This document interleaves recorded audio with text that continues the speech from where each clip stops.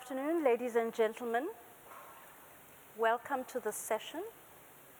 We're going to discuss infrastructure projects and their impact and their ability to propel us into a future of prosperity. My name is Thandeka Gqubule-Mbeki.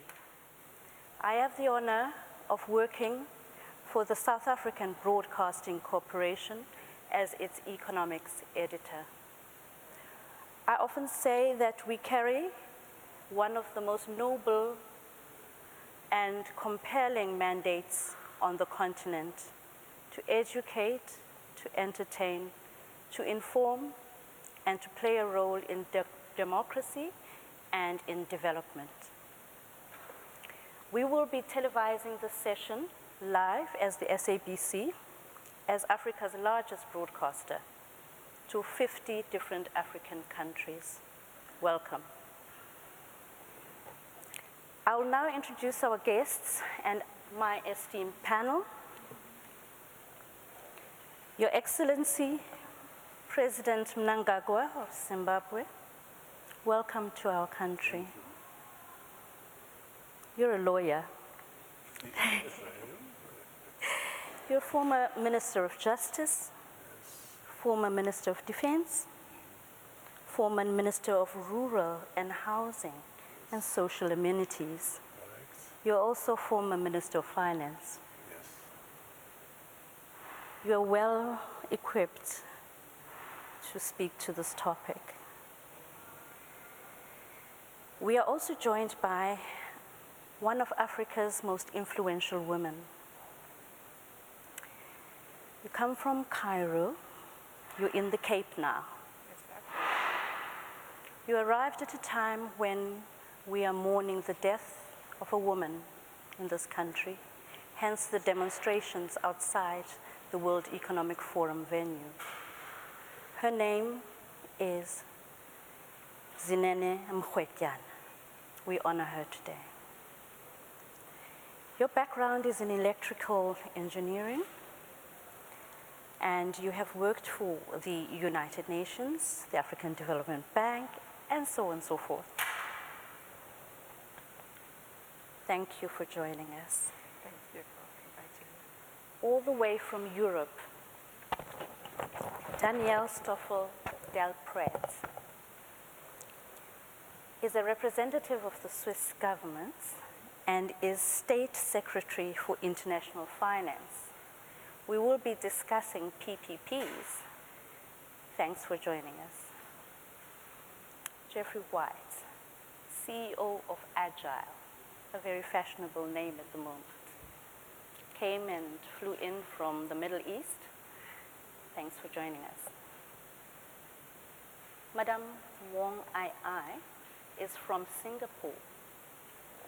She comes from a region whose development path we are all envious of, and could share many lessons that we would do well to take heed of. Welcome. Your Excellency, we come from a region, you and I, of uneven development and many infrastructure backlogs. What do you think the big mega projects can do to help us improve employment levels, more even development, and most importantly, how can we begin to collaborate? Well, we have to look at each country's background. The history of each country contributes to where we are in terms of the level of development, in terms of the acquisition of technology in our respective economies. But at the end of the day, history is the past. We now have to look into the future and to say what must we do for ourselves to improve the lives of our people into the future. In my view, speaking about Southern Africa, SADC in particular, all the member states of SADC have different histories and the size of our economies are different. But it is necessary that we integrate, we talk to each other, we have conversation about how we move forward. It is necessary that I should mention at this stage that the current crop of leadership in Southern Africa, SADC in particular, is now different from the founding fathers of SADC. The liberation leaders. Yes, because their task at the time they were seized with the task to liberate our region, that every single country in our region should be independent. So theirs was a political struggle to gain independence, freedom, and dignity of our people. But our current crop of leadership have a different task to achieve. It is now economic rather than political. Yes, political because we must deepen our democracy. That is political. But it is necessary that we now grow and modernize our economies. We must be able, as we develop individually, make our economies talk to each other, have a conversation to each other. Now you are talking about major projects in our respective countries. What comes to mind immediately is the major projects that are applicable to the region. Things like energy. We have a deficit of energy in the entire SADC area. So we must look at how we must collectively resolve the issue of energy in Southern Africa or in SADC in particular. That's number one, so that as we move forward, as we modernize energy or electricity is critical to achieve that objective. Then secondly, the issue of infrastructure. Some infrastructure is domestic, that is, it's national. Some infrastructure is regional. If you look at roads, we must have roads that speak to each other. We must have roads that are developed a standard that is acceptable to the entire region in our area. Let us look at our railway infrastructure. Our railway infrastructure was developed separately during the colonial period, but now we must make sure our railway system and networks must speak to each other. We must modernize, we must have a vision as to what we must have in future in relation to our railway system in our respective countries. I think something like of the 15 or 16 countries of SADC, I think 12 of them or so are landlocked. They have no access to the sea. Like yours, Mr. President. Yes, like in Zimbabwe. But we must not then bury our heads in the sand and say we are landlocked. We should say, initially, we believe we must say we are land-linked. And how do we get land-linked? We must develop systems to take us to the sea. But down the line, as we cooperate with countries which share the seas, like Mozambique, South Africa, Namibia, we become also sea-linked because we've now developed infrastructure that can look after our goods and services in and out. But to do so, we must have a system where those countries who are landlocked, the cost of their services in and out, goods and services, we must find a way of lessening that burden so that on average, our economy is not to be burdened by the reason that we are landlocked. We must be able to cooperate either by road, by rail, or by air. It is critically important that we do so. So I've talked about energy, which is a deficit in our area. We also now must look at food security. It is critical that in developing countries like Africa, the primary thing we must secure is that as a region we must be food secure. Yes, we don't have the same endowments in regard to agriculture in the region, but I believe that if we modernize and mechanize our agriculture and have a focus as to where we want to reach in relation to making our region food adequate, then we must cooperate in mechanizing our agriculture, in modernizing our agriculture, and having each member state doing the best depending on the advantages they have in terms of agriculture, wildlife, or livestock. That is another area. Then the next thing that follows is that we are also endowed with minerals, but not every member state of SADC has the same number of minerals in the ground. But we should say that in the past, when our founding fathers were concerned about liberation and freedom, political freedom and democracy, we continued to exploit our resources and send them out unprocessed without beneficiating our own materials, our own minerals.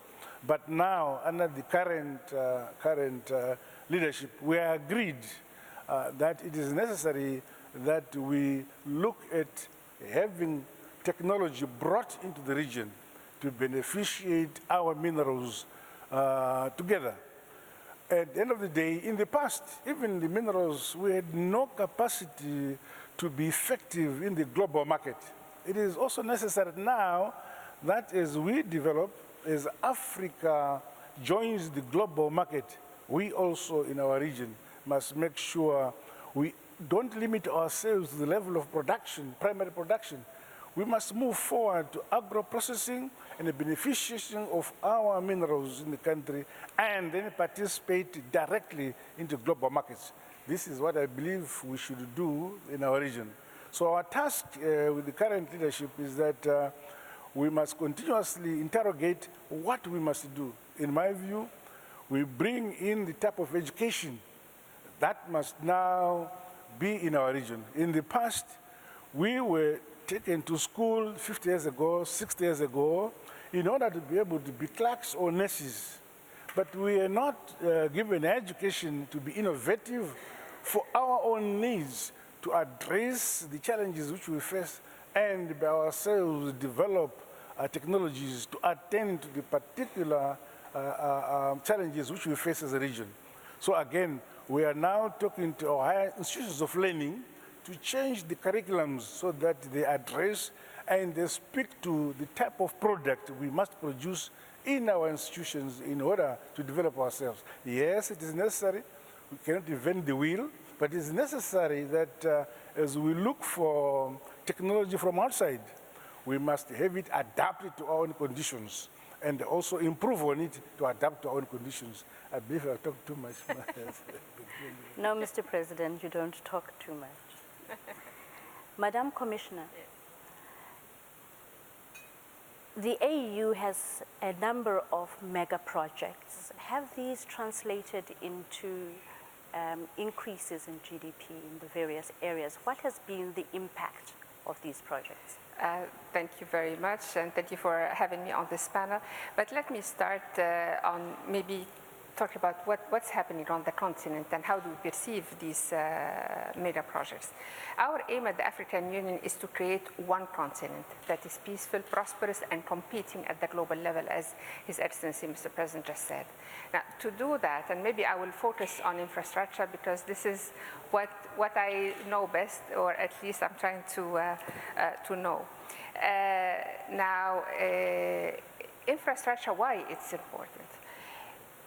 The African Union has launched, as you know, for instance, the African Free Trade Area, and it went into effectiveness last July. We're talking about a huge continent made of 55 countries. The population is 1.3 billion people, increasing. This is young and energetic and in need of employment. Thing is, India has almost the same size in terms of population, but it's one country. Now we're talking about 55 fragmented economies. The size of our economies is small and cannot absorb all this potential of young people and cannot create this large number of employment that is needed. Some studies say, and hear me well, that Africa needs 1 million jobs per month million jobs per month. This is why mega projects are important.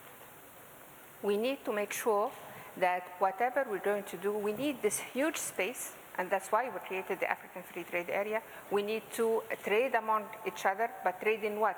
Trade in the routes of services. Therefore, we need to industrialize, transform, and so on and so forth. Now, the African Union has created or has worked with the regional economic communities in selecting a number of regional and transcontinental projects in the fields of energy, of transport, of ICT, and when I say transport, that's road, railways, air, and maritime. I wanted to highlight that since we are talking about trade, the cost of transport in within the composition of our the cost of export on the continent, 70%. So transport accounts for 70% of the cost of export in Africa. It's 20% elsewhere. And every 1% increase in transport and telecommunication infrastructure on the continent translates into 3% increase in exports. That's why it's important we work on our infrastructure, especially that the infrastructure that we were left off with mainly goes from Africa to the former colonials, but not between African countries. So that's why our program focusing on linking and physically linking the continent together and integrating it. Which is what the president exactly, and taking it further. We finished a 10-year program, and by which, you know, thousands of kilometers have been extended, and you're talking about the Cape to Cairo, and not only by road, but also fiber optics, and it's actually done by a Southern African company that is, you know, working on the Cape to Cairo linkage, ICT linkage. So back to that question.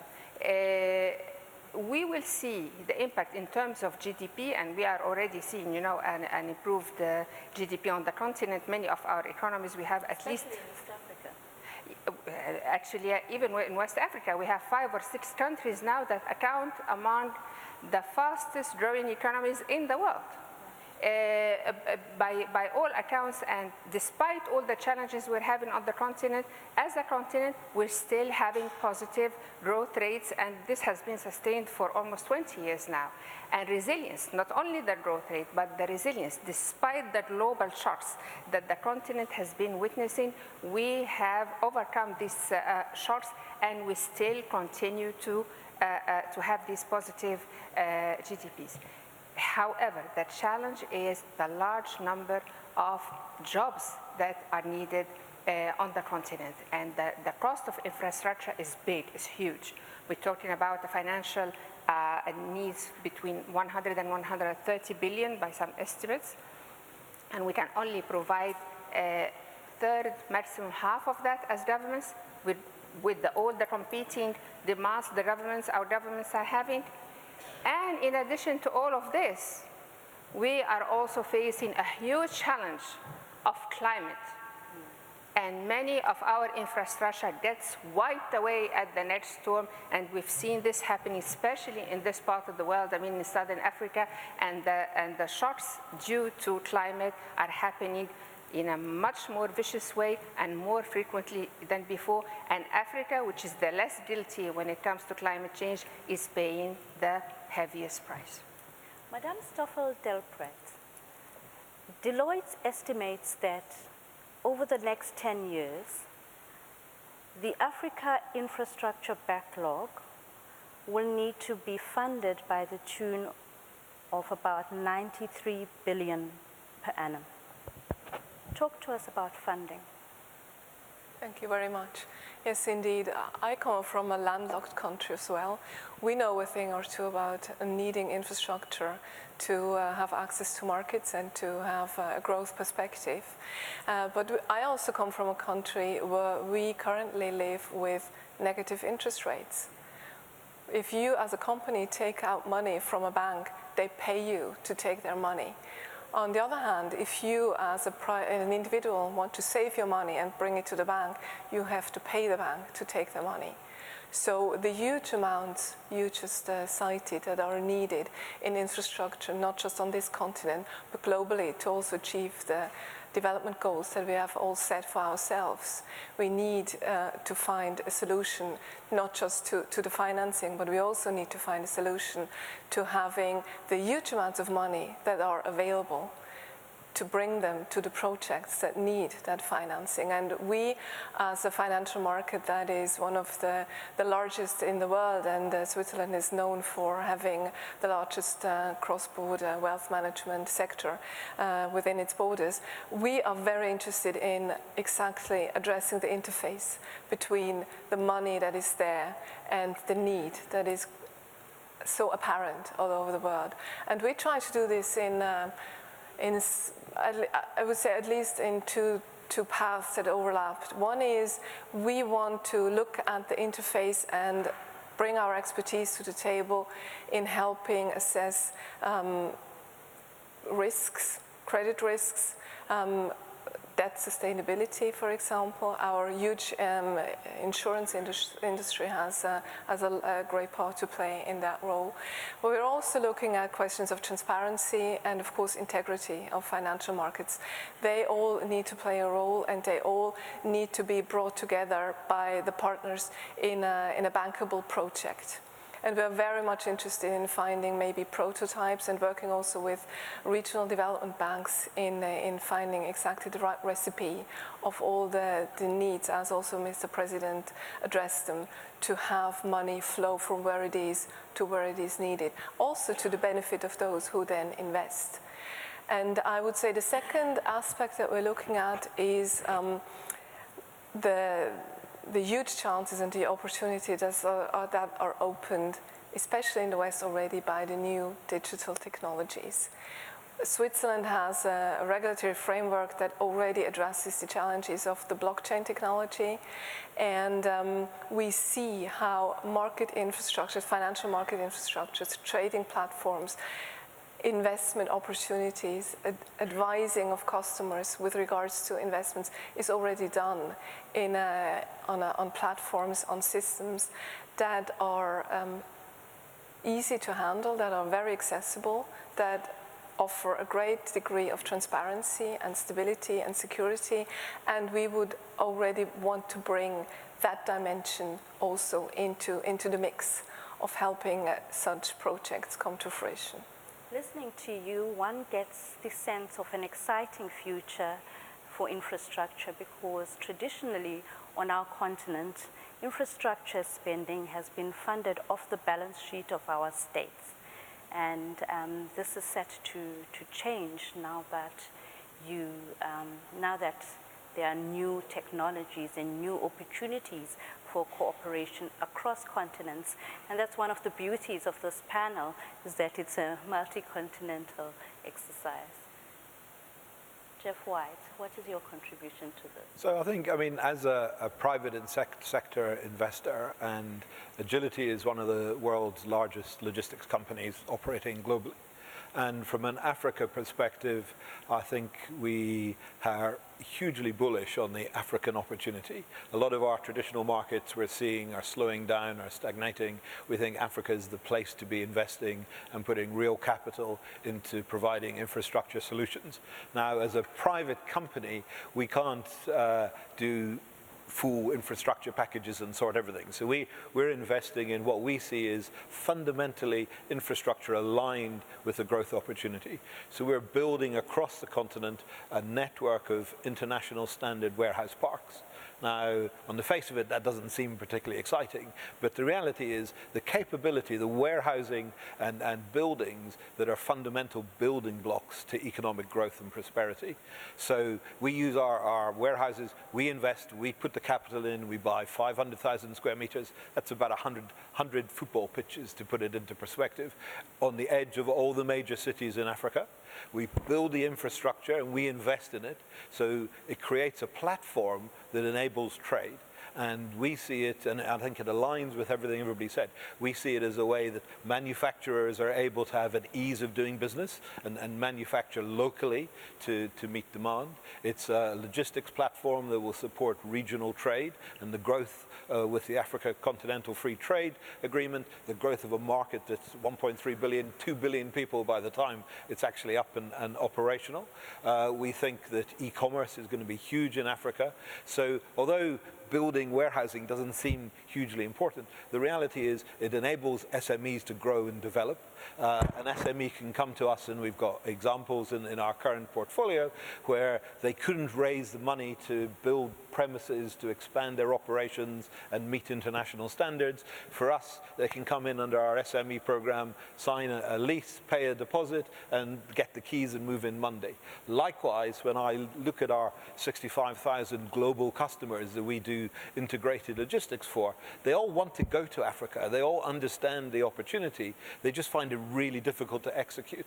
So by building an infrastructure capability, a warehouse park, and it's landscaped and it's got consistent power, it's safe and it's secure, it enables companies to say, great, let's go into the Africa marketplace, and it makes the ease of doing business more efficient and much simpler and faster. If I look at Ghana as an example, one of our large blue chip customers, they had an original plan to go into Ghana that they thought would cost them $5 million investment to find a site, build a factory, set it up, start operating, and they thought it would be $5 million and 3 years before they sold any product. Because we'd already built and invested in infrastructure, they were able to come into one of our warehouses, set up their manufacturing plant, so their cost of going into the African market moved from $5 million to $1 million for exactly the same business plan. And instead of selling products in 3 years' time, they were able to start selling products in 3 months.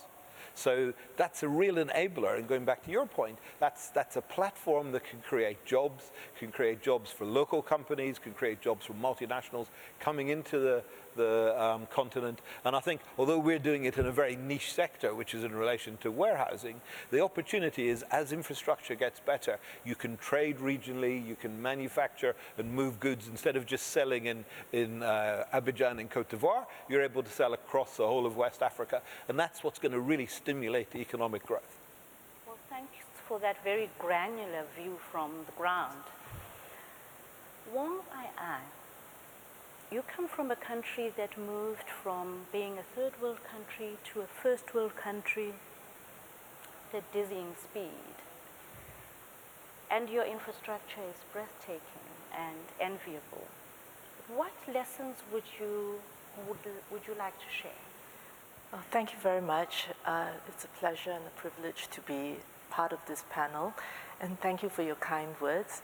I think it's easier for a country like Singapore, which is small, to get from point A to point B in 54 years. We just turned 54 last month.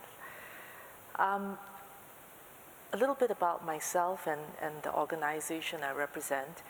I'm from Baker McKenzie. I'm the Asia Pacific Chair.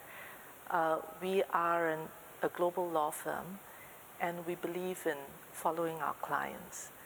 And I have to say, Africa has become extremely interesting. You're seeing interest not just from the Europeans, the Middle East, but increasingly from many countries in the Asia-Pacific region. Much has been said about Chinese investments. There have been Korean ones. The Japanese have been here for a long time, and India and Indonesia as well. So initially, as with all countries, you start on the infrastructure first. And that is the development finance funded initially, and then multilaterally through other countries in the region. If you can paint a story or convince with a story that regional integration and connectivity benefits all in the end, you will get a multilateral intra-regional effort. And I think Singapore has piggybacked on that through an organization called ASEAN, which is the Association of Southeast Asian Nations, to have a louder voice on the global stage to get the funding and the attention that we needed. But infrastructure is just the beginning. And it's very interesting to hear from His Excellency and from Geoffrey and from Mina as well, the Commissioner, about, infrastructure being just the foundation stone, right? Because you're not really just looking at infrastructure per se. It's everything else that can build upon what infrastructure enables. Things like trade, not just exports, but intra-regional imports and trade as well, foreign direct investment, education, banking and finance, technology transfers. So I see Africa as being at the beginning of a very exciting story. And perhaps what I'd like to hear from this panel and maybe even the audience is much has been said about multilateral governmental and institutional effort, but there has been a lot of private sector investment into Africa as well, from all over the world, and they're all competing with each other. And the FDI is growing by double digits across the continent. So, it'd be interesting to see, apart from infrastructure, what the African Union and other countries are doing to get together to coordinate and enable their private sector investment. Because I think in the end, that is going to be the engine of growth. I think they'll have to answer whether the African private sector is growing and is it growing as fast as it should. But Mr. President, we need to tell a harmonious story and we need to work on social cohesion. Events in South Africa recently don't bode well for regional cooperation.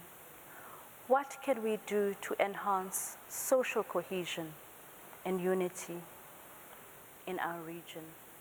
ASEAN was able to tell one story. How can we? My own belief is that as we aspire to modernize and remove our people from poverty level to middle income levels, we must address certain issues that are necessary to lift the lower strata of our societies, like in the area of housing, the area of clean water, the area of sanitation. These are basic and are local. I would believe that the 5 regions of our continent, in our desire to modernize and so on, we should not forget that it is necessary that we don't leave anybody behind by making sure we address those issues that are domestic, that are at national level. But of course, in the long run, they will relate to the entire region. When you have clean water, you would not want your neighbor to be behind. You would need also your neighbor to make sure they address that issue. They focus on making sure the majority of our people have access to clean water, they have access to housing. Mr. President, if your brother, Cyril Ramaphosa, my president, were to ask you how to deal with xenophobia in the interests of economic cooperation, what would you say, sir? The issue is a question of understanding, a question of accepting each other. And that comes from how our current governments relate to the people, our political parties. We must preach unity, we must preach love, we must preach that we are one people. We are brothers and sisters. Not only in one single country, but in the region. We must talk about integration so that the mentality of this is mine and it ends there must be removed. We must move away from the past concept of communities being separate. Currently, we are integrated. You have South Africans marrying in Mozambique, Mozambicans marrying in Zimbabwe, Zimbabweans marrying in Botswana, people from Botswana marrying in Namibia, Zambia, and so on. We are getting integrated. So all what is necessary, those things that are happening are a result of failure to bring people to a level where they respect each other. And that can only be done when people have a hope, when people can see that they can progress, when there is a roadmap for progress, a roadmap for moving from the lowest standard. You can see that, okay, 2 years ago, I was at this level, now I'm that level. But if persons remain without hope, feeling depressed, it is easy for these things to happen. So it is my view that we should continuously have a conversation with our people, giving them hope for moving forward and implementing such projects, such programs in society, which lifts the hopes of our people to go forward. I love it. Love is about growth as well. Thank you. Madam Commissioner,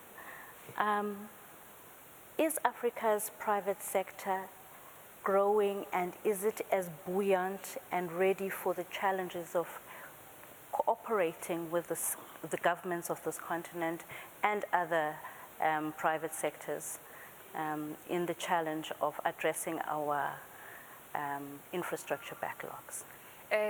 Yes, but not enough.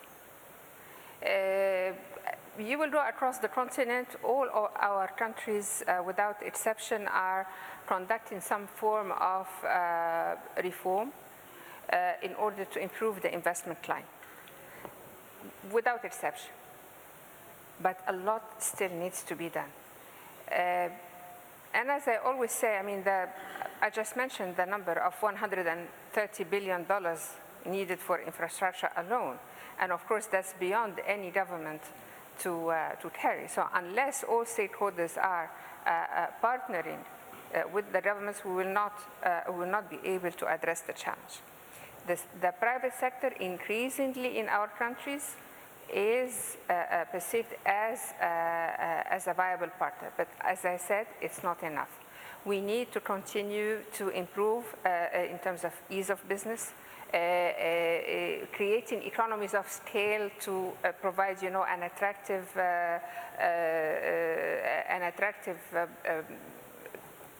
project, you know, for investment. Continue to improve our regulatory frameworks, not only at the national, but also at the regional, continental level, since we are talking about projects that very often would be cross-border, and that's a role that the African Union is doing. So harmonizing the regulatory frameworks and the policies and the strategies is an essential part of what we do. But there is also, I mean, all is not negative. We have African initiatives such as Africa 50, which is by definition a private sector initiative, or an initiative geared to attract the private sector, the African private sector, to invest in Africa. We want our brothers and sisters, owners of businesses in Africa, not to put their money in Switzerland, with all due respect, but to put them and to invest them in the continent. So we are looking also at attracting and securing the investments of our brothers and sisters, Africans, to continue working on the continent. And that said, we are also keen in attracting the foreign investment in order to, I mean, the private sector, the non-African private sector. This is also an opportunity for technology transfer, for improving skills, for creating, you know, new ideas. And it's a dynamics we need to continue working on. It's at this point that we need to open up to the floor. But before we do, let's hear from you. I would just wanted to echo the quest for openness. I live in a country where more than a quarter of its population is foreign, and capital markets need to be open. Growth is definitely due to the quantity or the relative volume of openness, be it capital, be it human resources, being other factors that are needed for production. And it is difficult. It is not easy. It puts every society in a very demanding position. We see that in Europe as well. And I would only like to echo the strong call for openness in all these respects. Shall we have a broader discussion, please? Sir. Thank you very much. Ishan Darura, The Washington Post. Thank you again for this panel. His Excellency, the President of Zimbabwe, spoke of the need to preach regional love and unity, to move beyond the politics of the past. But I would ask you, sir, what love and unity have you showed for recent protests of opposition in your own country? What can you tell us about your country's progress from the politics of the past, 2 years after a very significant transition, and hopefully towards a more progressive and inclusive democracy? Mr. President? Yes, thank you very much for that question. From the day I came to office, my mantra was that we must be united. We want a united Zimbabwe where everybody is accepted. We have preached peace and unity in Zimbabwe. We have opened up. For the last 20 years or so, Zimbabwe was isolated. It was a pariah state. That we have opened. We have said we are going to engage and re-engage. Engage with those countries that had not engaged with Zimbabwe before. Re-engage with Zimbabwe, with those countries that had disengaged with Zimbabwe. For the first time, my brother, if you, your memory can help you, the last general election we had in Zimbabwe was the first general election that we held where I opened global space for global media to witness our election, and it was very peaceful. We were surprised when, of course, at the end of voting on the second day that there was the violent demonstrations that have happened.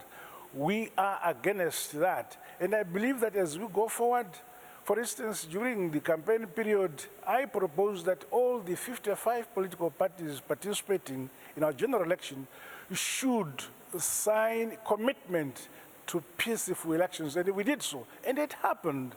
But not everybody will catch up with good things. Some remain behind.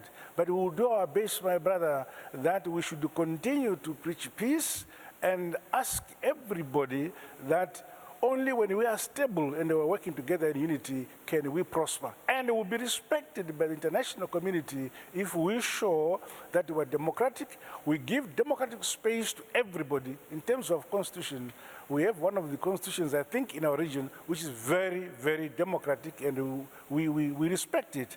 However, the rule of law must be obeyed. The rule of law must take root in our country. Not everybody observes that overnight. But as we go on, I have no doubt that as we move on, we shall continue to improve and deepen our democracy.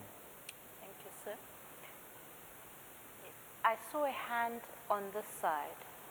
Is that hand still up?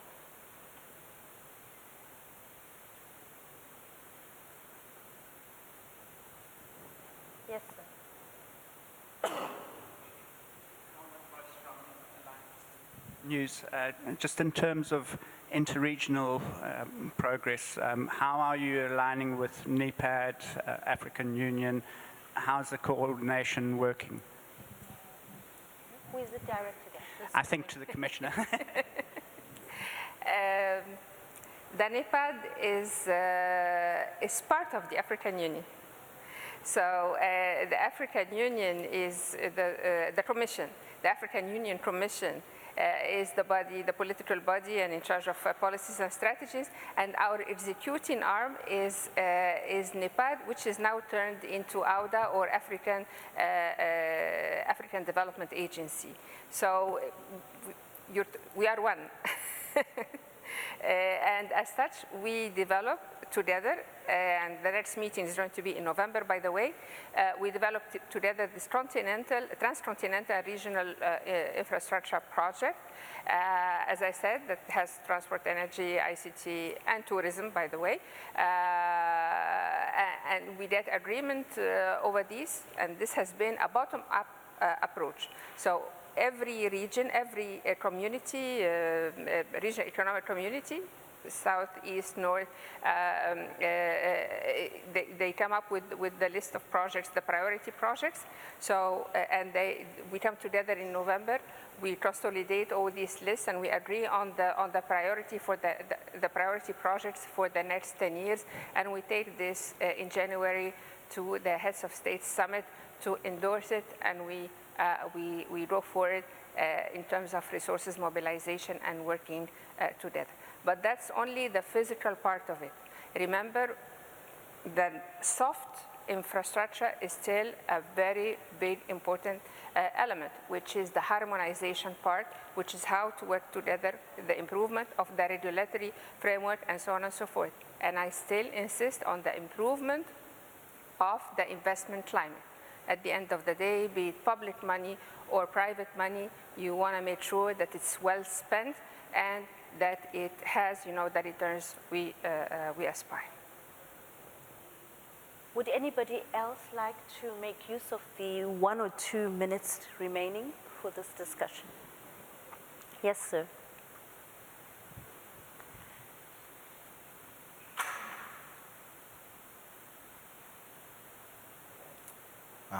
Thank you for this opportunity. My name is Gqubule-Mbeki. I'm part of the Global Shapers community.